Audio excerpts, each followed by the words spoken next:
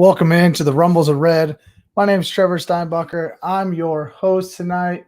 Follow me on Twitter at Trev's Fantasy Pod and subscribe on YouTube at the Rumbles of Red. Tonight I'm bringing in a new guest with us here on the podcast, Trenton Moore, longtime friend of mine, longtime fantasy football competitor. We've been in a league together, at least one since 2012 that's still alive and active this year. Trent, how's it going? Welcome in. Awesome. Glad to be here. Been busy. Just I don't know, ready to get football season kicked off here. It's always a terrible time of the year when you're not watching it. Yeah, we are 2 months away. We're definitely going to get some football right around the corner. Preseason in a month. Get some preseason games back this year. Didn't have those last year. We're excited to see some action, see some of these rookies that we're going to talk about today. Hopefully we get to see them in a little bit of action on the preseason field. Just something I feel like I missed last year, at least, just getting to see some of them beforehand before we do some redraft stuff, so you kind of have a better understanding of how they're going to fit in with their teams. But tonight we're going to focus mainly on those rookies. We just finished up a rookie draft. I think there's maybe 2 picks left, so we're gonna talk about that. I've been finished for a while. Trent, you're finished up. I think today was your last pick. Yeah, so we're gonna talk a little bit about that today. I wasted an 8-hour pick, but I got her done. That's all right. That's all right. You need all 8 hours sometimes when you're as busy as you are. I didn't even think about it. If you're in the chat tonight, feel free to interact with the show. Get involved. Send us your thoughts. Let us know. Let us know how we did on our picks, our teams.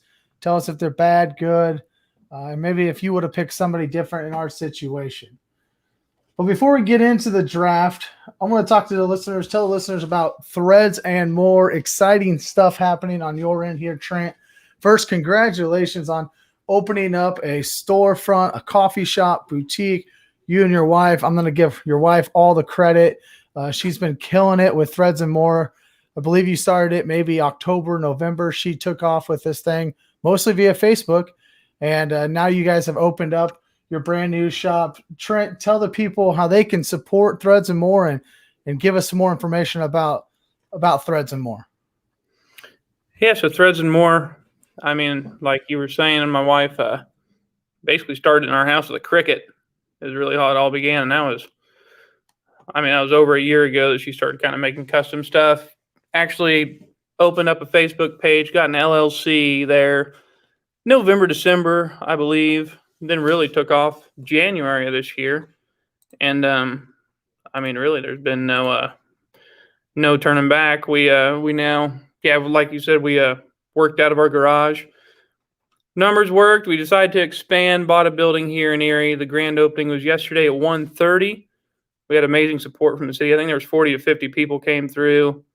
It's obviously nerve-wracking opening a business, but it felt a lot better when there were that many people here. It really gave us some confidence. Then all day today, the people were in and out. I mean, back to back to back. It was a good day today. So hopefully it's going to go well for us. She's still doing her custom shirt business that we started with, but we now have a coffee shop and a boutique. We have a women's clothing. I don't know if you guys can see everything back behind me or not. I'm sitting at the coffee bar right now, live from the shop. We got our Facebook page up, still developing a website that's going to have all of our products on it. They'll be able to be bought on the website, shipped to you. Hopefully that launches next August. But I mean, so far so good. It was a great opening. We hope we continue to gain business and love the support from the small town. Well, we love Threads and More as well. They created my Rumbles of Red shirt, so we'll have to get that on the website and let people buy some Rumbles of Red gear and get that going here. So already in the chat, what's your go-to coffee drink? Mine's hot and black. Trent, what's your go-to? Oh, I like the just vanilla caramel blender. Oh, yeah. I like the cold stuff. Put a little whipped cream on there for you. Yeah, I like iced lattes too. I'm kind of not manly to say, but I love them. Oh man. All right. Well, let's jump into the draft. That's what we're here for tonight. We're here to talk some fantasy football. We do appreciate you getting on here and telling us about Threads and More. And I'm very happy that everything's going well for you all. And I'm sure everybody will hear plenty about Threads and More throughout the football season from the Rumbles of Red. If you're in the chat, we're going to ask who do you think is going to be a steal here? So I'm going to pull this up. Who do you think's the steal in the first round, if there is one? And to set the scene for the listeners, this is a 16-team, one-quarterback dynasty league. We have 4 divisions, and if you win your division, you make the playoffs. And then the other 4 playoffs contenders are the top 4 non-division winners in points for. So 8 total playoff teams each year. And of course, we only get one champion.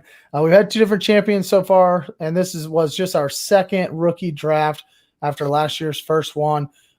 The inaugural season was 2019, so we're just going into our 3rd season here, and there's been a lot of change already, and we'll get through that when we talk about some of our rosters later on. But we're going to get started here first. Trent, you and I, our strategies for this draft really took off a couple of months ago when you and I hooked up with Matt. We had a 3-way trade going on, a trade that saw you move 106 and 110 for 108, 116, Deontay Johnson, and 212. So you move back essentially 2 spots from 106, and then you gain 116 and Deontay Johnson. It saw me move 108, 116, Deontay Johnson, and a 22 first, but I snagged Josh Allen from Matt and the 110 from you. Big trade, a lot of moving pieces in the trade. How are you feeling about the trade now that the draft is over, the trade is over? How are you feeling about that trade? Oh, I still feel good about it. I didn't hesitate on that trade when you initially sent it to me. I thought it was going to be great for me. Ended up being great for everybody. Once you really take a step back and looking at it, everybody benefited from it. I mean, my strategy didn't really change though, because I was wanting an RB, I was wanting a wide receiver. That 6th pick wasn't going to give me one of those top tier running backs that really got picked. The Najee Harris, or the one you got, Travis, there at Jacksonville Jaguars. I got a wide receiver, best available, Jalen Waddle. Devontae Smith went right before me, but it didn't really change what I was going to draft. I was either going to get Smith or I was going to get Waddle in my head. It happened. Absolutely. Then moving down to 16, I still got a running back in Chuba. I don't think it really messed me up very much. I feel like it's a good trade for me, and I got Deontay Johnson to further deepen my already stellar depth at wide receiver. I don't know. I don't think it went that bad for me. Yeah, that was the hard one for me to give up was Johnson. But at the end of the day, it gave me my franchise quarterback, and it completely changed my strategy from the offseason. I came into this offseason with 6 first-round picks, and once I made this trade to get my franchise quarterback, it just flipped a script. I ended up trading 115 and got Zeke as well, and I started to go more towards a kind of a speed-up rebuild rather than the long rebuild. I went big on wide receivers last year, giving them a couple years to get ready. Really, ultimately, my goal was a 2022, 2023 championship. And now I feel like I might have a chance to at least make the playoffs, which would be the first time my team's ever made the playoffs in this league. We'll see how the year rounds out, but I'm excited about it. And I really changed once I got that quarterback. My whole offseason goal really changed, and it kind of just enhanced my rebuild process. Let's talk about those first round picks that you mentioned. You had pick 108, you had pick 116, and although you've already mentioned you took Jalen Waddle, it may not have been as easy a pick as maybe even what you kind of alluded to just now. Were there other players you were debating on there at 108, and why'd you ultimately take Jalen Waddle there? Yeah, I really I'm in desperate need of a run back on my team. It's freaking obvious if you look at my roster. I got one starter in Kamara since Drake got traded. But yeah, so really all that was left when my pick came up was Michael Carter. He's the best contender for a starting spot. I don't know. He may be the starter. It's the Jets. Hopefully, I don't know. They may be going in the right direction, but Chuba Hubbard, best handcuff of the draft. Christian McCaffrey, he gets injured every year. I mean, he was injured forever last year. If Chuba gets a spot, he's gonna produce numbers. Those running back 2, running back 1 numbers that you really want to be able to contend. But if McCaffrey doesn't get hurt, then I'm in the same situation I've been in with Alexander Madison for the last 3 or 4 years behind Dalvin Cook. Those guys get hurt, they miss a couple games, they're right back in. They're so good that they don't lose any playing time. I mean, you don't get great numbers out of there. So I just decided that I need to sit there and wait, see if Chuba Hubbard was available on pick 16, which happened. And I got Jalen Waddle from Alabama. I mean, he's going to the Miami Dolphins, going to play with old Tua down there. Wide receiver from Alabama, quarterback from Alabama. It's basically the same thing as Devontae Smith in my mind. I think they have the same skill set, same ceiling, I suppose. So I don't know. I had to think about it a lot, but I just decided to wait and see if Hubbard was going to be available at 16. He was, so it kind of worked out. Oh, absolutely. And Waddle, he was that 6 overall pick, so he's got the high draft capital from an NFL standpoint. His measurables, they weren't great. He measures up compared to John Brown, but John Brown's had a usable NFL career for fantasy wise. But what I like about Jalen Waddle is the 20 yards per reception in college. That's a 93 percentile rate. Like that's elite status for yards per reception. He had a great catch rate of 87.5% in 2020. His breakout age was pretty old, 21.5. But I think with his catch rate and with his yards per reception, he's going to do a lot after the catch, and I think that'll help even with Tua as well.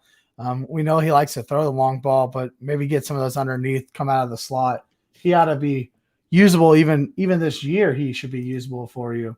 I think a lot of people maybe thinking he could be the top rookie wide receiver in 2021. I think the Dolphins are going to be very interesting this year. I really do. It'll be nice to watch, see what old Urban does. Absolutely. So you talked a little bit about your Hubbard pick as well. Your running back room, do you like your running back room right now? How are you feeling about it? Oh, I'm so mixed on it. I mean, I really only have one legitimate. He's probably going to produce numbers every week, and that's Alvin Kamara. Other than that, I mean, Kenyon Drake, once he got traded, his quality kind of went downhill. Yeah. I mean, we'll see what happens, but it could still be good. I just got I have a lot of backup running backs that are essentially handcuffs. I don't have anybody that just is going to start week to week, third down back, and that's really, really the weak part of my roster. Oh, absolutely. Keyshawn Vaughn never really worked out last year as we kind of expected. McFarland's going to be battling for the number 2 spot there in Pittsburgh. You just go down the line here. Jared Dokes, you got him later in the rookie draft we'll talk about, but yeah, he's behind Myles Gaskin, and Ahmed's still there. Is he going to, yeah, so you do definitely have a weakness there at the running back position. And Hubbard, man, he was great in 2019. He just had a terrible season last year. He's got the talent. We'll see if it translates. Top 10 draft pick in 2019 if he came out, but then he went back to school. Yeah, it's he broke out in 2019. That was the year he should have came back and just didn't. He decided to go back.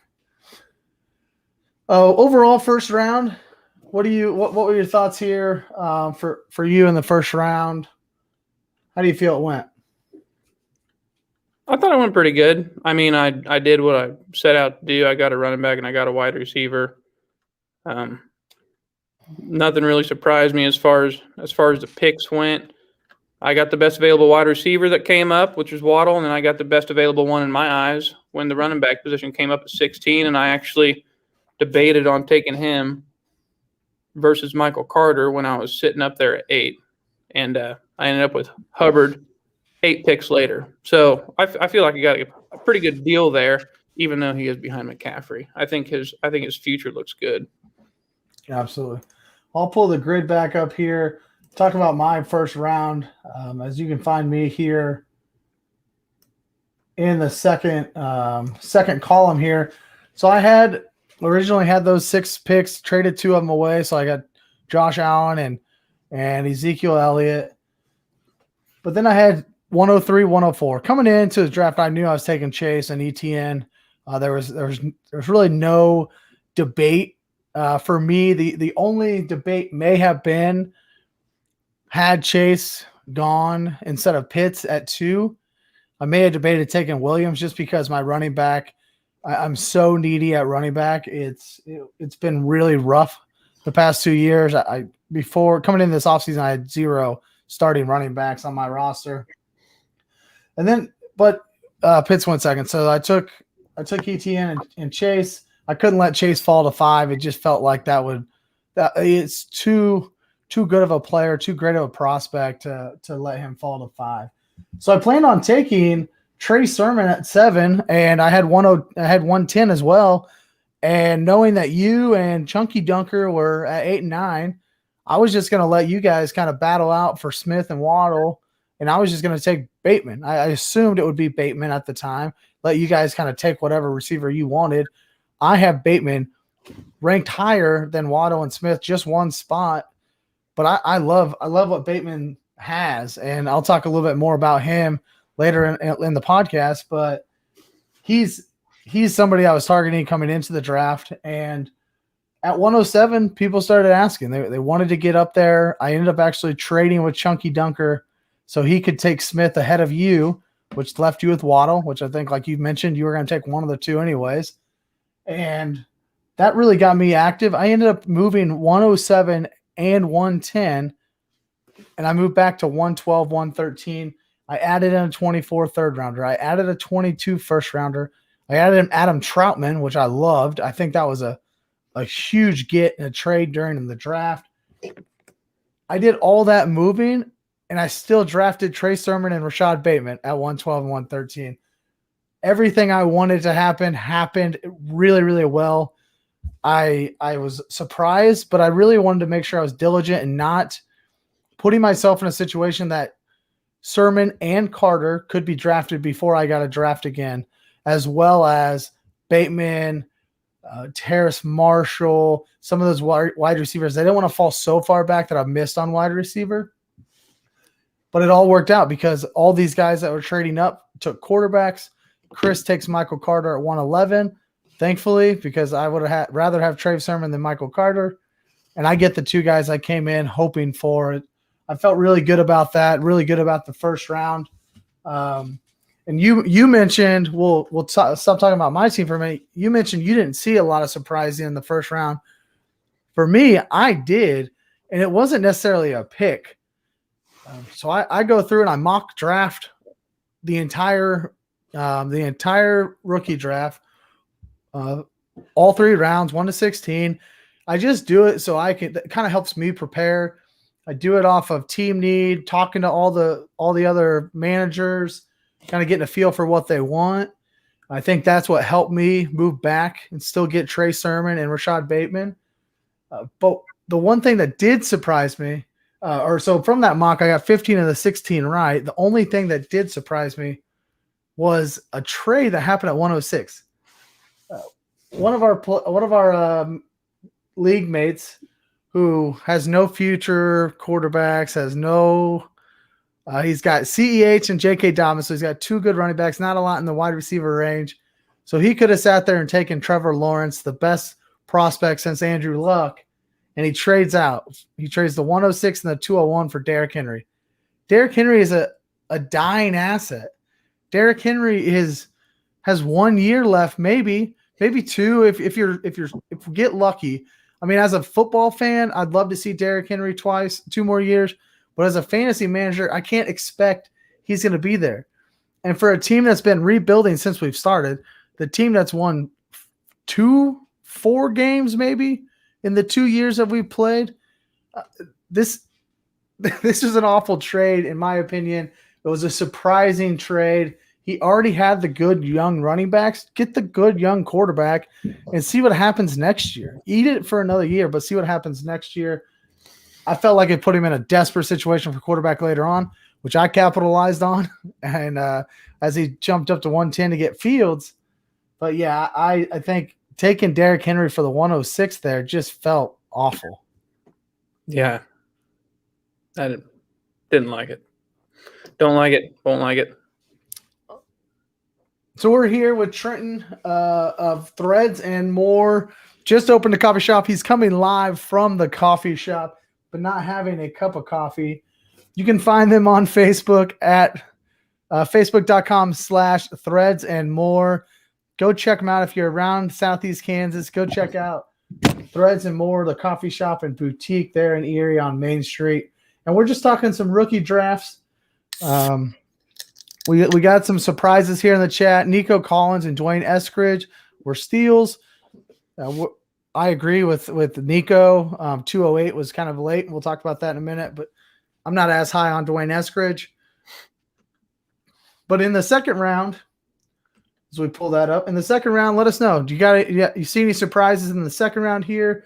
If you're in the chat, get involved. Let us know. Happy to have you all here live. It's a Friday night. Let's have some fun here. So Trent, at this point, I'm done, man. It's all you. You could take over. I have no more draft picks, as you see on the screen. In the second column, there's nothing left for me to pick. Once Matt took Nico Collins at that 208, I traded out my 209, and I was out. I had 202 and 216 and 316. Those were all traded earlier when I got that 22 first. So got out of that. But let's talk about your picks here. You had 3 straight picks in the second round, 210, 211, and 212. Just so happened over the course of some trades. That's how you got it. Walk us through your picks. What was your thought process here in the middle of the second round? Who'd you end up with, and what was your process? Yeah, I think I ended up in a pretty good spot in the draft to have 3 back-to-back picks.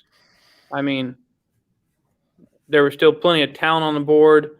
In my head, I'd already got a running back and a wide receiver. I increased the depth there. But what am I lacking on my team? I mean, I got shitty tight ends. I mean, Jordan Akins and Gerald Everett, I thought they were going to pan out when I got them a year or 2 ago. Gosh, that hasn't worked. So, tight end, got to get one of them. Got to see what's left. Had a great pick, I think, with old Pat. How do you say it? Freiermuth? Freiermuth? I don't know how to say his damn name. All I know is he's hit. There really ain't much there ahead of him. I mean, he'll compete. What is there? Is Ebron's ahead of him? Ebron's there, yep. Yeah, Ebron's getting old. I mean, he'll probably get hurt. Does every year, it seems like. Had him on a couple fantasy teams. That never works. So, yeah, I went tight end right there. Receiver.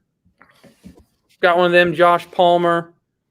Look, Josh Palmer, I think, is a sleeper of the draft. He couldn't produce at Tennessee. It wasn't because of Josh Palmer. Tennessee sucks. Their offense sucks. Their quarterback sucks. I mean, his skill set is awesome. He has 4 drop passes out of 164 that were sent to him. That's like less than 3% completion. I mean, his quarterback was completing 30% of deep balls. Most of them weren't even catchable. I mean, if you look into this guy, he's pretty good. He's going to a Los Angeles Chargers team that really is going to be hurting for receivers after next year, the year after. I think this guy comes in and 2 years, he's going to be pretty good. So then I went running back. I mean, I don't know. He may not be the best, but I think it was an all right pick. I'm trying to zoom in here. Kenneth Gainwell. What'd you say?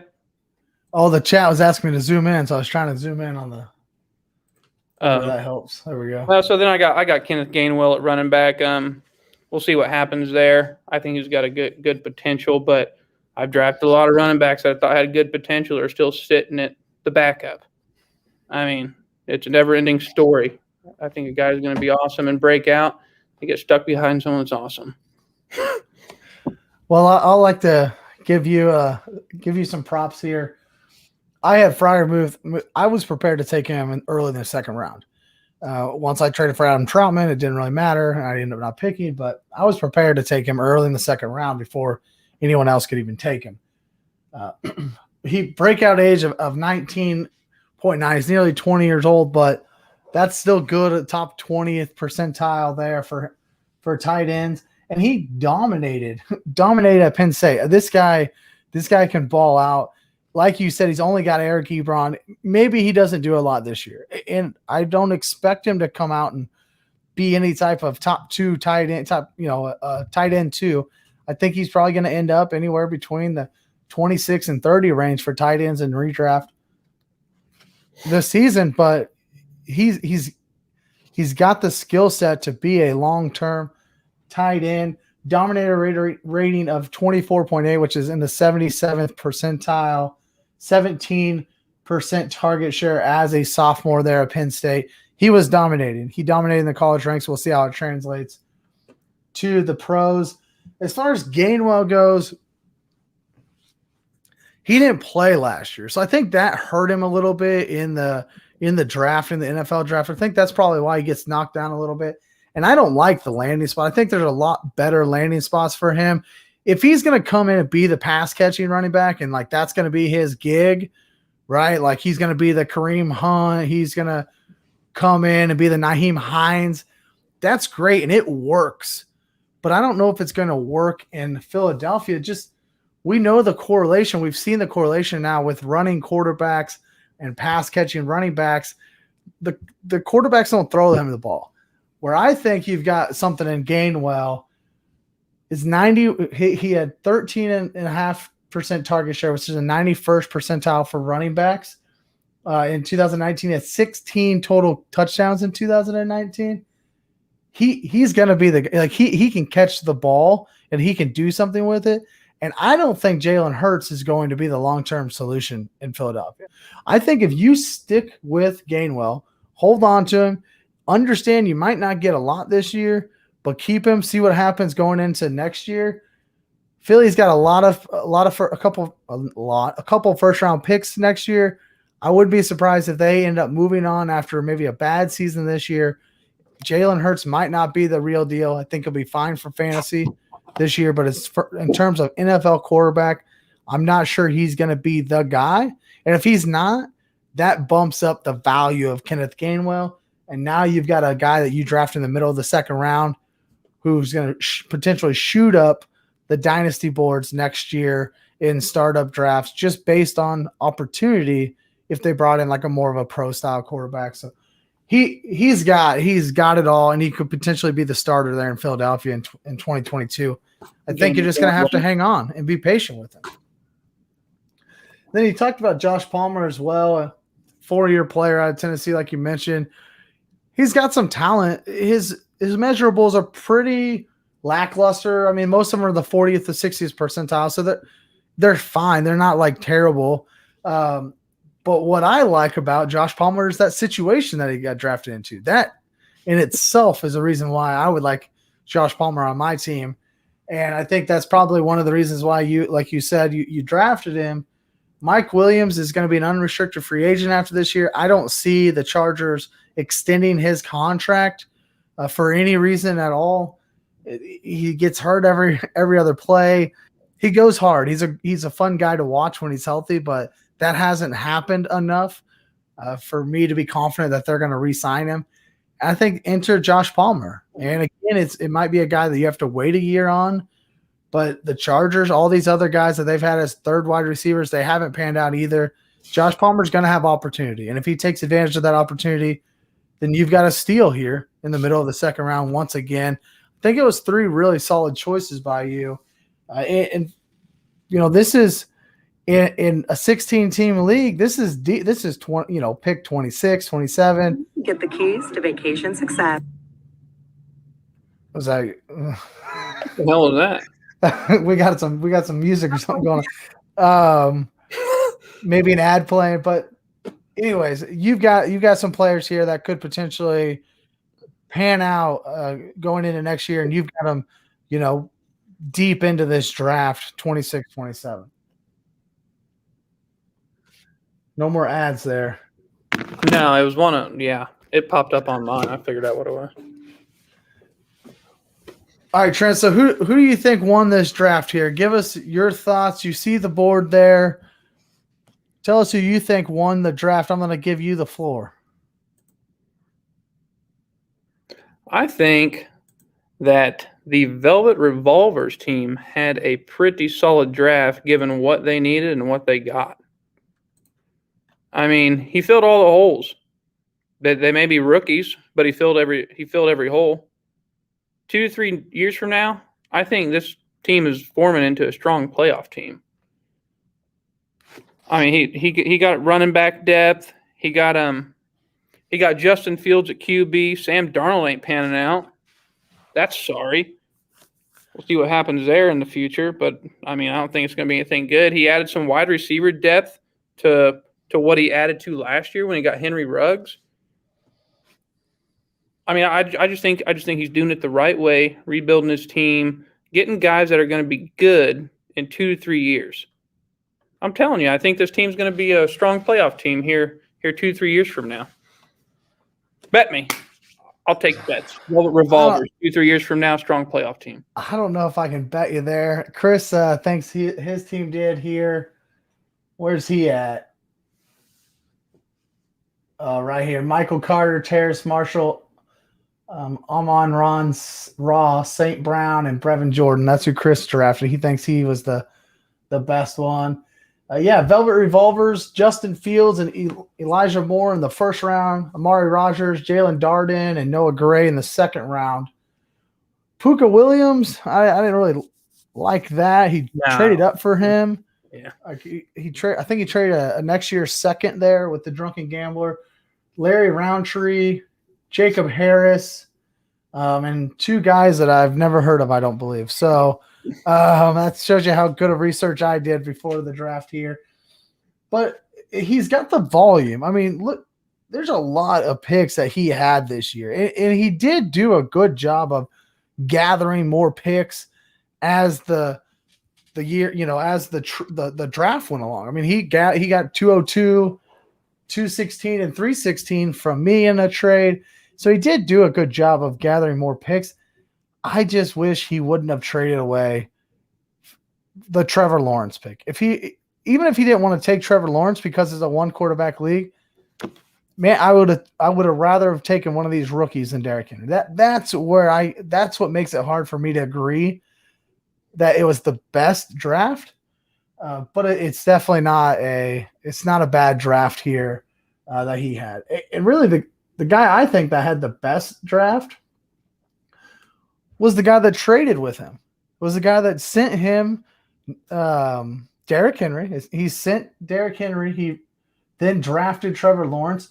And as you can see on the very far right side under ass kicker here, he had 2 picks, Trevor Lawrence, Kellen Mond.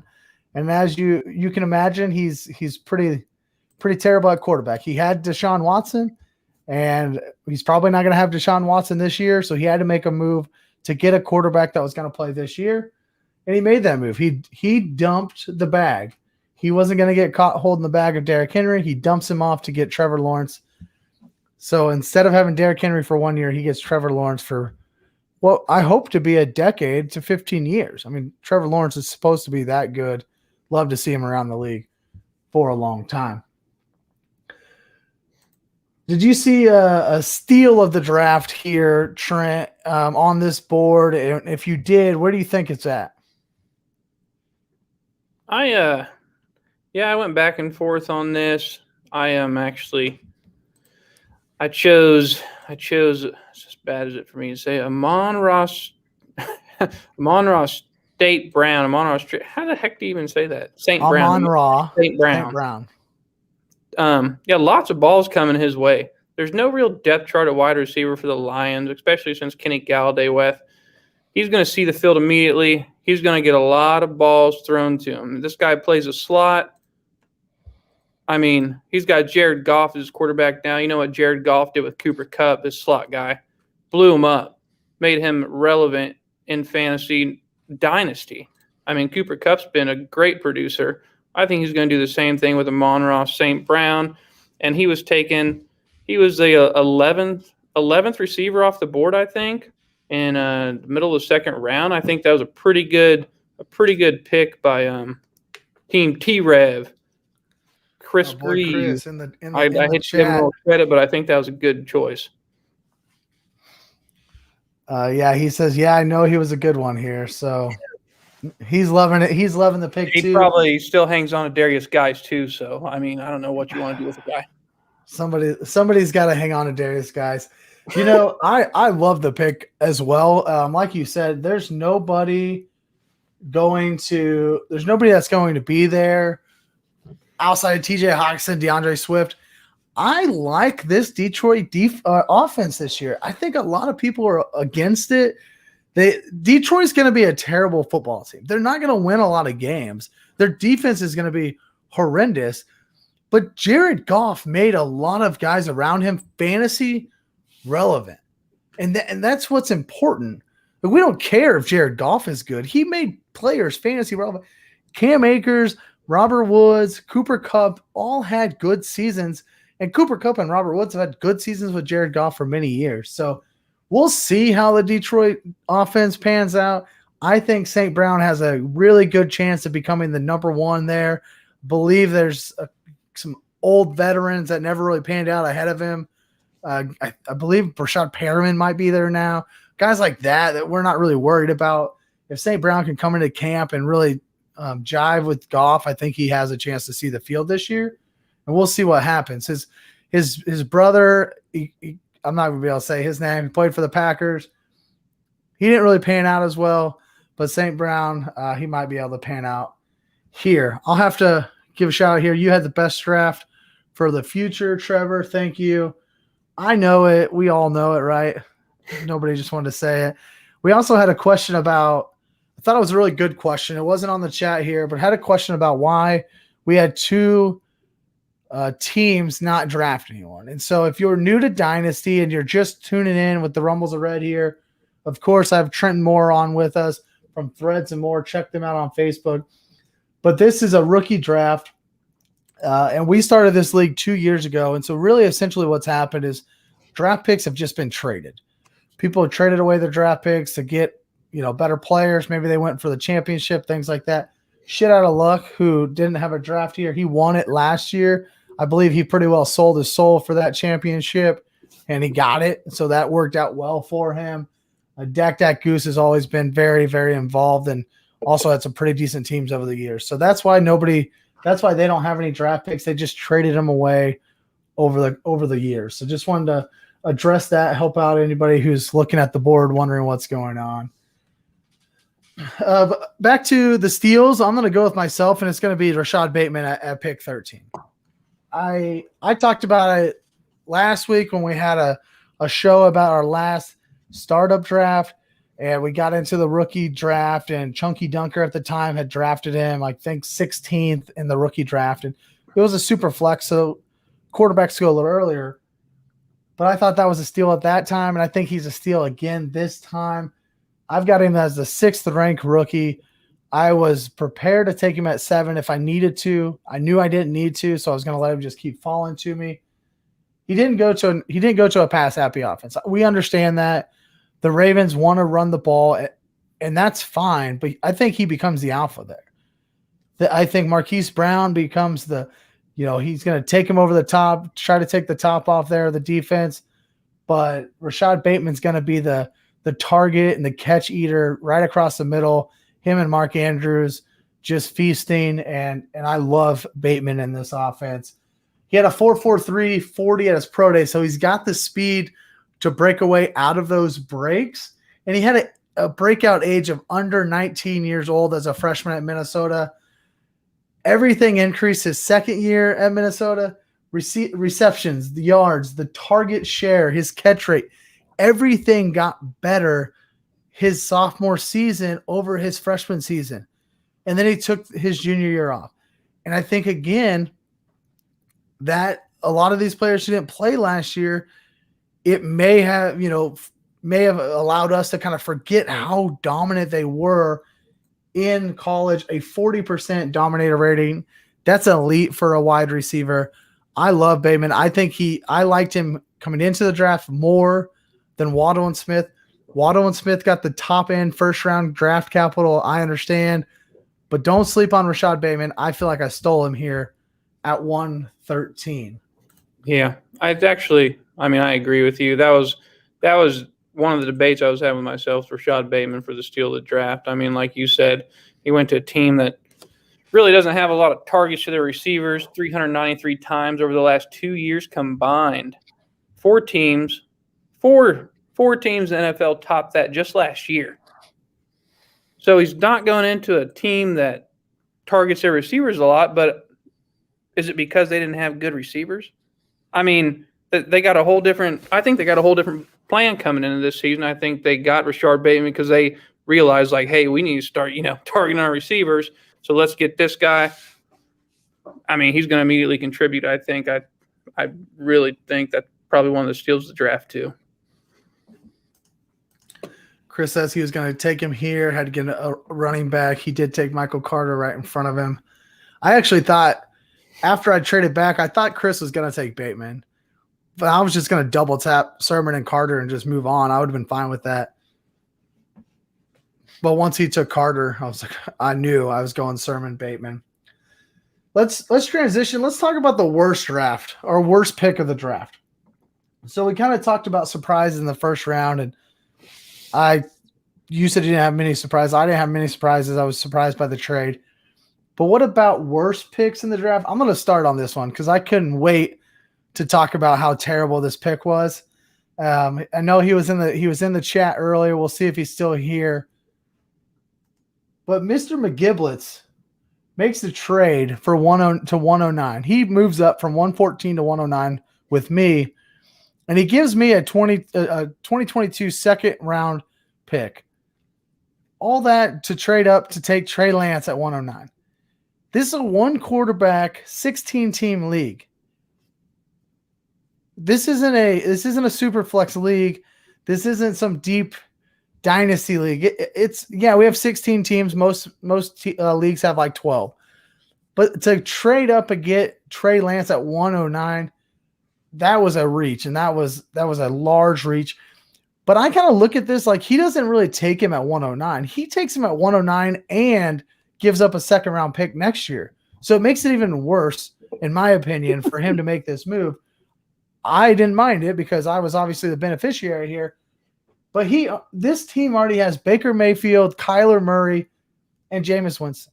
Kyler Murray is my number 3 dynasty quarterback. You've already got a franchise quarterback to build your team around. And you've got 2 solid quarterbacks behind him. You don't need 4 quarterbacks on your team, and you shouldn't draft just to make a trade. You shouldn't make a trade just to make a trade, but you shouldn't draft thinking I'm going to trade Winston and Baker later on. I felt like it left him a little thin elsewhere. He is a championship caliber team, and I think he could have potentially just bolstered that lineup and gave himself an even better chance at making a deep run. For me, I don't see him using Trey Lance. He's not going to play him over Kyler Murray. I don't think there's ever a chance that's going to happen outside of injury. I don't think it's a matter of, if this guy's a starting quarterback or not. I think it's a matter of you already had 3 quarterbacks, and now you just give up 2 picks to take a 4th quarterback. I know he loves Trey Lance. I understand that, but I think it was a really, really bad move and probably one of the worst in the draft. Yeah, it wasn't that great. I mean, he may have some trade bait here next year. We'll see. This could have put Jimmy G on notice, and he blows up this year. They're like, why did I pick Trey Lance? Yeah. And then you're stuck. You ain't got shit. You lost 2 picks. I mean, Who knows? It could work out. I could be completely wrong. That's happened many times in my life, but we all have been. yeah, I guess I can move on to mine if you're done ranting about that terrible. Yeah, go ahead. Pick. So Mac Jones, second round, pick 7 for Go Frank Yourself, is one that I just do not get it. There's more QBs on the team now than there are running backs. They got 5 quarterbacks, 4 running backs. One of those running backs is Le'Veon Bell, and he's a free agent. Stevenson and Gainwell were both still on the board. They weren't starters, but they have a future. And they're both on a football team. They got to sign contracts, so I can't figure it out. I mean, Trevor, have you talked to this guy, Go Frank Yourself? I don't know him, but I don't get it. I mean, help me out here. I was pulling up his roster too, so that the people could see he's got the five quarterbacks there. You know, I talked about the mock draft that I do already for it, and I had actually mocked him to take a quarterback in this situation. I had him taking Zach Wilson, who ended up going to Matt just a few picks earlier. I had Matt taking Trey Lance, who obviously went way ahead of that. The only reason I mocked him to take quarterbacks because I saw he had 4 quarterbacks on his team already. And all I could think is like, dude, this guy loves quarterbacks. Like he's going to take a quarterback, right? He has Taylor Heineke as a quarterback. He's probably going to draft a quarterback. Yeah, and that's what and Cole's a really good fantasy football player. I've played with him in other leagues as well. And I know that he knows what he's doing, but I would also agree that this was a little bit of a surprise at why would he take that in a 1 quarterback league where he already has Matt Ryan and Carson Wentz. So he's got his 2 quarterbacks. Maybe it's because those 2 guys are old and he wanted a young quarterback to build around here. But when we look at this team, this team came in second place in our initial year in 2019. So you could tell he drafted to kind of try to go after that championship. As you can see, Le'Veon Bell and Matt Ryan and Julian Edelman, Randall Cobb, those kind of guys. So he drafted to go after it. But he is second place, and what happens, he hasn't done anything with this team really since. And so taking Mac Jones doesn't necessarily help the team. When you look at this roster that we're looking at here, nothing really gets you excited about the future. You got DeAndre Hopkins and Aaron Jones and Matt Ryan, good this year. I like all those guys this year. But think about it in 2 years, I think this team's going to look completely different and not really have much to say, and they don't have any future assets. There's no future assets on here. I think he's going to end up in the middle of the pack this year, and maybe he tries to start selling some of these guys off and rebuilds around Mac Jones. Maybe that was his plan all along, but Julian Edelman's gone. Randall Cobb's nothing. Des Bryant. I mean, he's got guys on here that are nothing. They're dead weight in the fantasy football world. And I don't see this team going anywhere anytime soon. No, if action's not taken, 2 years from now, this team's going to be at the bottom. Oh yeah, we're going to be talking about them, with the no wins over the past couple of years. Well, Trent, let's talk about our rosters for a moment. We'll start with your roster here. Let me pull it up for you, but how are you feeling about your own roster, and what are your expectations for this season? And even if you want, how'd you get to this roster? Like what made you get to this point? To do a lot of trading, a lot of drafting. Just talk about your roster a little bit and how you're feeling about this year. Yeah, I mean, I like my team overall. I think it's got pretty good depth at receiver and running back, if I could ever get a running back that started. But I do think it's a talented team. My quarterback's not too worried about Lamar Jackson. He'll be all right.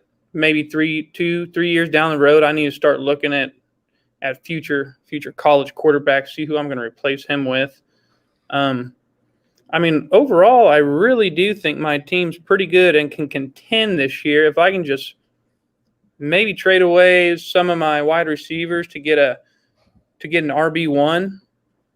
I mean, I think that'll put me in contention for a title if I get a young running back that's going to be good for another couple of years. I can go back to back to back contending for a championship. I truly do believe that. I don't know. I probably don't. I do as much trading as most people. I'm more conventional, kind of how the cards get played. They get played. What comes to me, I deal with it. I don't do a lot of moving around. Most of the time, the trades are proposed to me. I don't do a lot of proposing, and it's worked out for me. I mean, I had 3 trades back to back, or not trades. I had 3 picks back to back in the second round, and that was really just giving away players that I didn't see a lot of value in versus trying to build my team for the future. And when I first started this dynasty league, my initial draft, I wasn't trying to win that year. I was trying to get young guys and win in 3 years. And last year, I think I could have probably had a shot at winning the championship, but I got in a bad situation. I ended up going against the guy first round of the playoffs that was just, has an unreal team. I mean, he's going to be good for the next 2 or 3 years. He didn't have any picks this year because he sold them all to make his team a championship team. And that's just not my style. I'm not that aggressive. I don't trade away all my picks for the future because I like consistently having young guys, constantly having a mediocre team, and those guys are going to hit, and then I'll have a good team. I mean, I just don't like trading away all the picks I have and all the young players. I like them to develop. And so, I don't know. I'm not mad at my team. I think it's going to be a contender this year if I can figure out my running back situation. If somebody gets hurt that's a starter, I think I'm automatically in the group to maybe win this sucker. I mean, anytime you can roll out, and we can roll out 4 wide receivers. So you can start 2 running backs and 4 wide receivers. And when you can roll out Mike Evans, Deontay Johnson, DK Metcalf, and Calvin Ridley on a weekly basis in 2021, you're going to be sitting pretty. It's not going to be a lot of decision making in your wide receiver room. Maybe once Jalen Waddle gets going, he might get into that conversation as well. But there's no reason for you not to be happy about what you've got going on here at wide receiver. I think Gerald Everett moving to Seattle, you've got him at tight end. I think Jordan Akins is probably dead weight, but you've got Gerald Everett. See what happens with him now that he's tied to Russell Wilson and that Seattle offense that likes to use the tight end. They just haven't found a tight end that stay healthy enough to use on a consistent basis. Sit Freiermuth for the year. See what happens at running back. And like you said, you're obviously just set. And your quarterbacks, this is the way I think it needs to happen in this league. This is how you should, in my opinion, how you should run quarterbacks in a 1-quarterback league. You've got your star in Lamar Jackson, and you've got a solid, usable backup quarterback in Matthew Stafford. And he might even be a quarterback 1 in our league this year. But you don't need to roster 5, 6 quarterbacks in our league. 2 quarterbacks, maybe 3 if you want them, just to see if a guy comes, makes anything happen. But 2 quarterbacks, this is perfect. And I think you're sitting well. That allows you to give yourself more running backs and wide receivers to play with here. You're at 24 players. We'll obviously cut that back to 18, but you've got plenty of dead weight on here. I assume Brian Hill gets cut. I assume guys like Keyshawn Vaughn. Anthony Miller probably at this point. Hunter Renfrow, Jordan Akins. Those guys, you could easily get down to 18 and have a ton of running backs and wide receivers and feel good about your. I'll definitely be taking I don't know if I want to get this far into my team, but within 2 years there will be another rookie quarterback on this team. And I mean, it's Matt Stafford's the old guy. He's going to be leaving. He'll be off my team within 2 years, easy. And then I got a replacement for Lamar Jackson if it pans out. I mean, we'll just kind of see how it goes. Absolutely. I like the 2 tight end, 2 quarterback. Like just going with just 2 of those and then just building as many wide receivers and running backs as you can throughout. It's a good roster construction. I want to touch a little bit on my rebuild. And I know you're an honest man, Trent, so you're not going to hold back on me here, but I spent the end of 2019. I missed the playoffs by 1 game. The last game of the regular season, it was a win and get in situation. The initial draft, the startup draft, I drafted to try to go and win that year. It didn't happen. So I sold off James White and Julio Jones and AJ Green, Adam Thielen and Chris Carson and George Kittle, which George Kittle out of all of them is probably the one I regret the most. Because I think he'll be solid for the next 3 to 5 years still. But the rest of those guys are either already at the end of their career or they're, the end of their career is approaching quickly. And I gathered 6 different first-round picks, 2020 and 2021. Last year I had a year of productive struggle. And I think now my team can compete. Just 3 years or 2 years into the rebuild, 1 year removed from a productive struggle season in which I think I won 2 games. I think my team could compete this year. What are your thoughts on the rebuild, and would you do anything different or suggest any moves here for my team as I pull them up? No, I think you got good QBs. You're lacking another solid option at running back, and as we know, this is a 16-team league. You can't always have 2 good running backs. You basically got to have a good backup and 1 good starter. I mean, that's just how it is. It sucks. Everybody wants 2 good running backs, but it doesn't work that way here. Young receiving core should take shape over the next year. Tight ends, not overly impressive. Not a lot of super productive tight ends in the league. I think, maybe that thing George Kittle and Travis Kelce got going on now. Maybe they'll put everybody on notice that this is what you need to be a tight end. Start teaching them all the tricks. Show them why they're so productive. Overall, I think you're really rebuilding the team the same style I would. Like I said, maybe more aggressively, selling everything off, getting a bunch of picks for the future. It's not really my style. But, it's working out. You look at a blank roster, and your end goal is to build a contending roster in 3 years, your team's in a good position. I mean, if you don't sneak in the playoffs this year, I bet you get in 2022. And in 2023, you're sitting right there with the big boys. You're trying to contend for a championship. I mean, this is looking good. Receivers, we know they take a couple of years to really come into form and start producing. And I mean, I don't know. I just think it looks like a good team in 2 years or so. I think this is going to be a contending team. Yeah, that's my hope. I drafted Daniel Jones in the startup, and he hasn't panned out to be any kind of star, but he stayed on my team through and through. He's been my quarterback essentially. He was my only starting quarterback last year. So even when he was hurt, he was my only starter. So I was just getting 0 points out of that. But when I traded for Zeke, what's that? When are you getting rid of Zeke? Well, I just traded for him. So I just traded him this year. I gotta be honest. I'm gonna see how the first 3 or 4 games go. If I come out and lose a couple games, but Zeke's just dominating, I'm about to flip him, and I don't want to be holding his bag.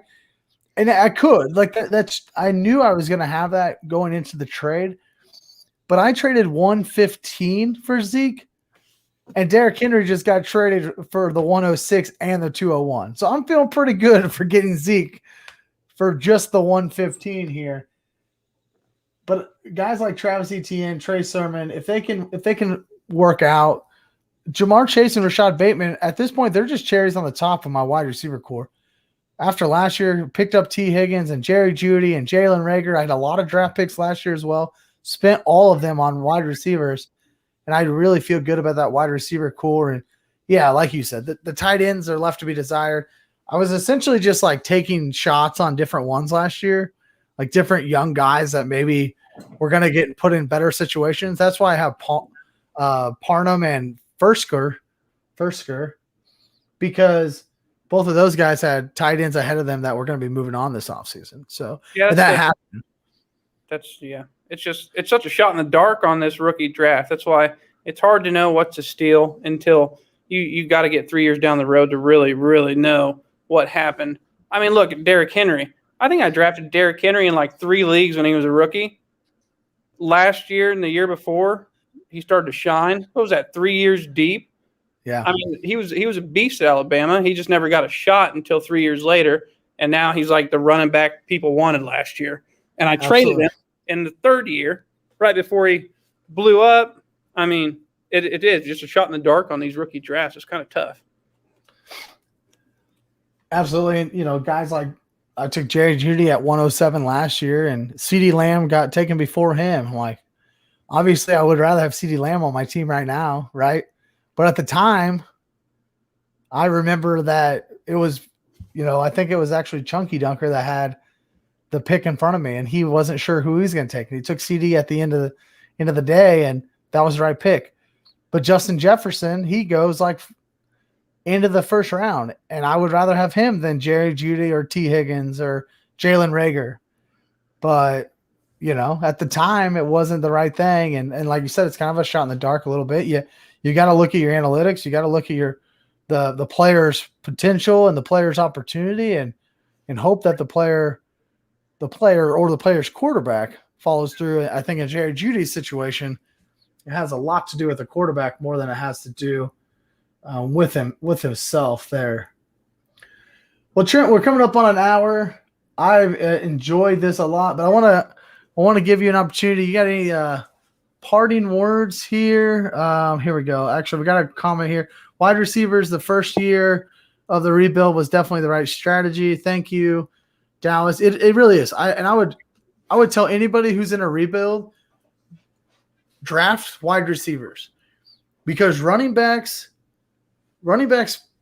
they have immediate impact if they have impact. Wide receivers don't have immediate impact. It takes them 2 to 3 years to get that impact. We don't see a lot of Justin Jeffersons from the wide receiver. You know, a lot of people are touting Jamar Chase this year. I would be surprised if he got anywhere close to Justin Jefferson production last year. Not because he's not good enough to, but just because those kind of seasons don't happen with rookie wide receivers. It usually takes them 2 or 3 years. So yes, if you're in rebuild mode, focus on the wide receivers until you get in a place where you're ready to strike, and then hit those running backs and hit the ground running there. Any last parting words here? Any other teams you want to talk about before we get out of here? Oh, yeah, for sure. I want to talk about Ace of Spades. I was running through the rosters today. I didn't know what the fuck was going on. I mean, I literally was just scrolling through rosters. I was like, this guy's got one quarterback and one running back. You have to play 2 running backs, basically. And he's got 1,600 wide receivers. And a tight end that sucks. Kinda. I mean, he was all right. But, I mean, I just didn't know what was going on. Apparently, he's in complete rebuild mode, from what I've gathered. I'm gonna look at his future draft picks here. I believe he's got 4 or 5 draft picks next year. He ended up with 4 second-round picks this year. You know what? The commissioner of the league, and he is the commissioner of the league. What I was a little confused on, you know, he was a part of this trade with you and I. Yeah. He knew he needed to rebuild. He traded off Allen Robinson. He knew he needed like a complete reset. Trades Allen Robinson, trades J.K. Dobbins, trades Josh Allen. I think he got a lot for it, which is what happened here. But he had the 106 from our Josh Allen trade. He traded that to get up to 101. And then he turned around and traded the 101 for more than what he gave up for. So value-wise, he got more than what he gave up for it. But I think that would have been a really good spot to take a Kyle Pitts or Jamar Chase in his situation that's going to be a rebuild, and it's just stuck with the 101, taking a Kyle Pitts. Like, he didn't need Najee Harris or Travis Etienne because he's so many years out. But these wide receivers and a tight end like Kyle Pitts would have been phenomenal for this team, I believe. And I even told him that. But he got good value out of the 101, so he traded it off. But next year, he's sitting here. If I go to the right thing, Ace of Spades has 1, 2, 3, 4. He's already got 5 first-round picks for next season. So I think that's his route right now is a complete rebuild. I'm sure he believes he got his quarterback in Zach Wilson, and then he went wide receivers. We just talked about it, right? The wide receivers take the longest to develop. He goes wide receiver heavy here in the second round, and we'll see what happens. I think James White is probably at the end of his career. Damiere Byrd is nothing. Devin Duvernay is trash. Sean Hamilton trash. Like, there's a lot of trash on this team too, but there's a lot of potential, and all these guys are young. Darnell Mooney, Denzel Mims, DPJ out there in Cleveland. He does have a lot of young wide receivers. I think he's maybe just hoping that if a couple of them emerge this year, and Zach Wilson, number 2 overall pick in the NFL draft, like, why wouldn't he be decent for fantasy? Because he plays for the Jets, but we'll see what happens there. Yeah, I don't know. I think that he's a free square this year. That's for sure. Yeah, he ain't winning shit. Who do you think wins it all real quick? Who do you think wins it all? Oh, I think Dak Goose does it again. Dak was our very first champion, I believe, right? Oh, whoops. I have the wrong team name. Shit out of luck. Yeah. I don't know who can compete with that roster at the moment. Maybe next year, the year after, but I mean, that's just a stupid roster. I mean, just talent all over the place, starters galore. He probably needs to try to deal Julio Jones off within this year. I bet Julio Jones has a pretty good year. More red zone targets. I don't know. I think he's got to, if he doesn't do a little bit of restructuring in the future, thinking about the future, this could be his last year at the championship, in my opinion. Yeah, I traded him Julio 2 years ago, and I feel really good about it, honestly. Julio played half the season last year. He missed 7 games last year. And yeah, he's at a new team. It feels like a whole new guy, and maybe he goes out and kills it, and maybe I'm going to regret it over the next couple of years. But we'll see. Julio is not really a guy that I want on a dynasty team right now, just knowing that cliff feels like it's coming and coming in a hurry.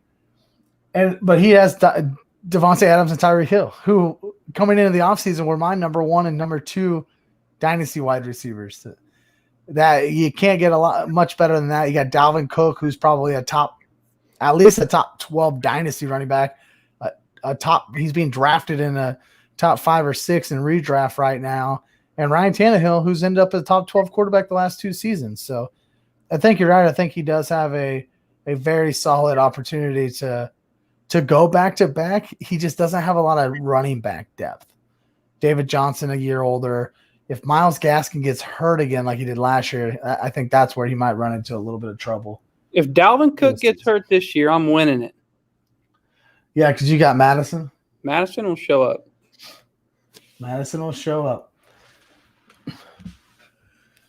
Well, Trent, we're going to wrap it up here. Thanks again for joining us. Once again, if you hadn't heard yet, please go check out Threads and More on Facebook.